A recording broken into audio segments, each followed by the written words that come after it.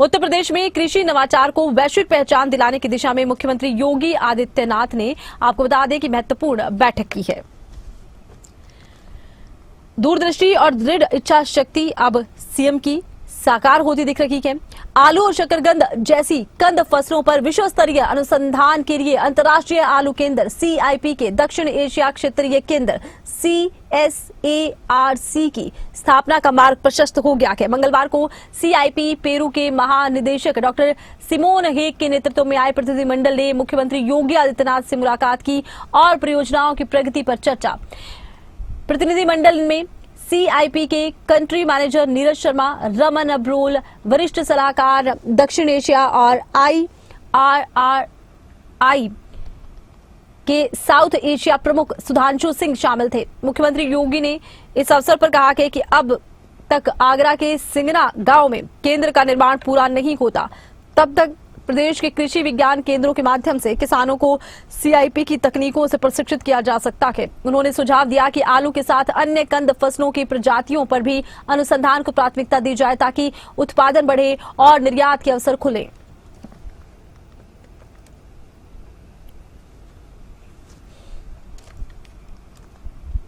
CM Yogi Adityanath ने किया हवाई सर्वेक्षण। आगरा और औरैया के क्षेत्रों का हवाई सर्वेक्षण किया गया। बाढ़ प्रभावित इलाकों का किया गया हवाई सर्वेक्षण। सीएम योगी आदित्यनाथ ने हवाई सर्वेक्षण किया है बाढ़ प्रभावित इलाकों का। ये महत्वपूर्ण हवाई सर्वेक्षण किया गया है क्योंकि देखिए मानसून के सीजन में कई ऐसे इलाके हैं जहां पर बाढ़ का प्रभाव नजर आता है। बाढ़ प्रभावित इलाकों का हवाई सर्वेक्षण सीएम योगी आदित्यनाथ ने किया है। आगरा और औरैया क्षेत्र में किया गया हवाई सर्वेक्षण।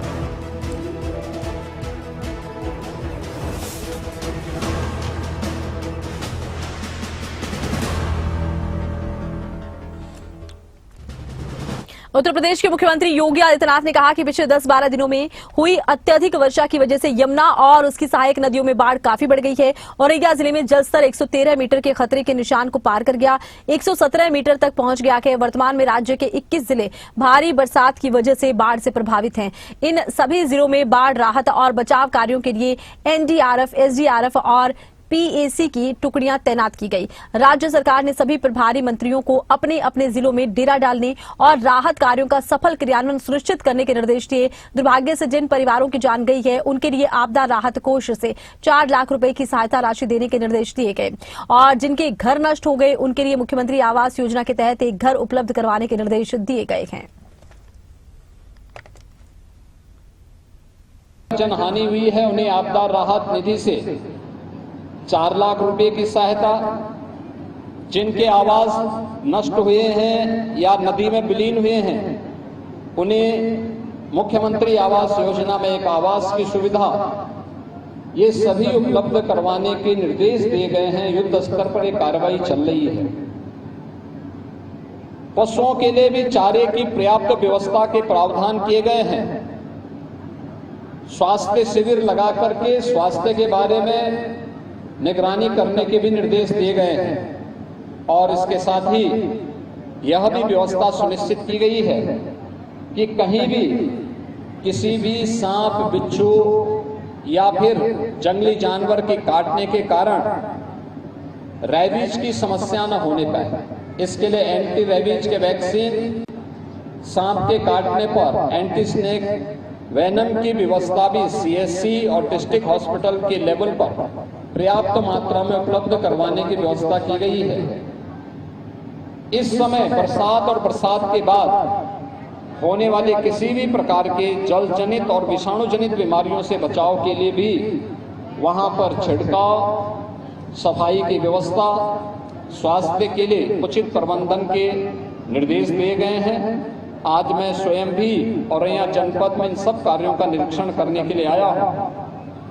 यहाँ पर प्रशासन मुस्तैदी के साथ यहाँ के जनप्रतिनिधियों के साथ मिलकर के बचाव और राहत कार्यों को तेजी के साथ आगे बढ़ा रहा है। यहाँ पे लगातार यमुना जी के जल स्तर में कमी आ रही है और हमें विश्वास है कि हम बहुत शीघ्र सभी लोगों को सुरक्षित उनके घरों तक पहुंचाने में सफल होंगे। यहाँ पे मैंने भी कुछ पीड़ित परिवारों को राहत किट उपलब्ध करवाए हैं।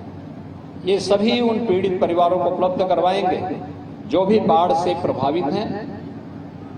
हमें अभी सतर्कता बरतनी होगी। इसके बारे में मैंने प्रशासन को पहले ही आवश्यक निर्देश भी और सुझाव भी दिए हैं। यूपी सीएम योगी आदित्यनाथ का अलीगढ़ दौरा। अलीगढ़ मंडल के मंत्रियों सांसदों के संग बैठक की गई। विधायकों और विधान परिषद सदस्य भी मौजूद रखे गए। विकास कार्यों और कानून व्यवस्था पर मंडलीय समीक्षा बैठक की गई। अलीगढ़ मंडल मंत्री खासतौर से मौजूद रहे और विधायकों और विधान परिषद सदस्य भी मौजूद रहे हैं। इनकी मौजूदगी में देखिए चर्चा की गई है। विकास कार्यों और कानून व्यवस्था को लेकर मुख्य तौर पर चर्चा की गई।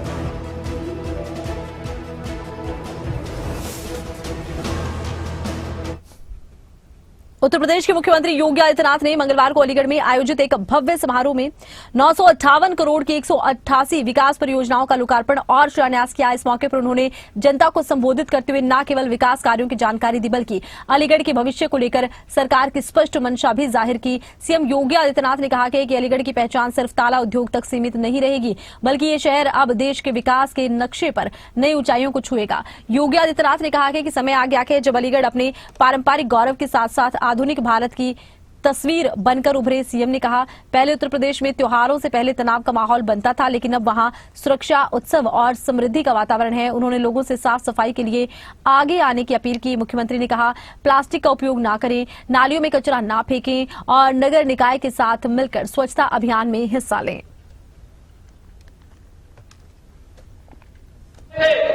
त्योहार आने के पहले इस प्रदेश में चीन के सामान छा जाते थे, लेकिन 2018 के बाद जब एक जनपद एक उत्पाद की योजना को हम लोगों ने लागू किया, आज हमारे कारीगरों ने, हस्तशिल्पियों ने मार्केट की डिमांड के अनुसार, जनता की मांग के अनुसार उस प्रकार के आइटम बनाने प्रारंभ किए। चाहे वह अलीगढ़ की ब्रॉस से बनी हुई, पीतल से बनी हुई मूर्तियां हो, चाहे वह फिरोजाबाद के ग्लास की मूर्तियां हो, चाहे वह खुर्जा के अंदर बने हुए क्रॉकरी के आइटम हो, चाहे वह जलेसर के घंटे हो, चाहे वह कन्नौज का इत्र हो, चाहे वह ब्रास की आइटम मुरादाबाद की हो, मेरठ की स्पोर्ट्स आइटम हो, सहारनपुर की वुड कार्विंग हो, लखनऊ की जरी जरदोजी का काम हो, या फिर भदोई की कारपेट, वाराणसी की सिल्क की साड़ी, आजमगढ़ की ब्लैक पोट्री, गोरखपुर का टेराकोटा, आगरा और कानपुर के लेदर के आइटम, ये आज उत्तर प्रदेश की एक नई पहचान बना करके हर एक जनपद ने अपनी एक नई पहचान बनाई है।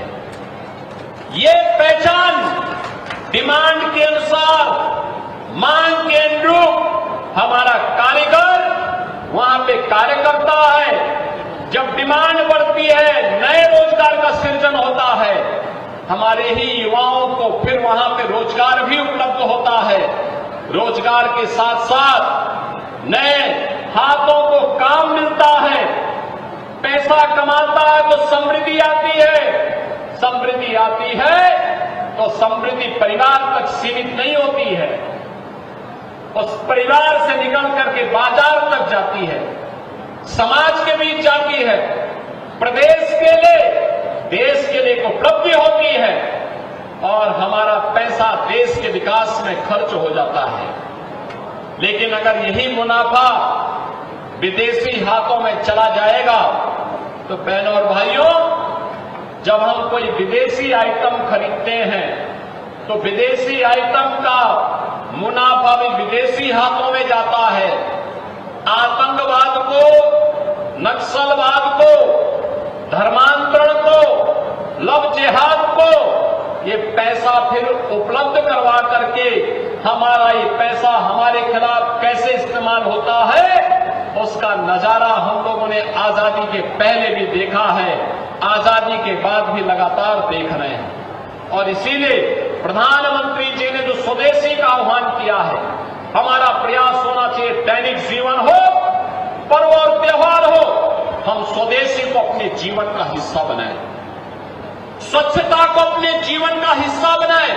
हमारा गांव हो या शहर, ये स्वच्छ और सुंदर दिखना चाहिए। ये समय तो और भी संवेदनशील है स्वच्छता के प्रति जागरूक होने का। अगर हमें किसी प्रकार की विषाणु जनित बीमारियों से बचना है, वेक्टर बॉर्न डिजीज से बचना है, तो हमें स्वच्छता को सहारा लेना है।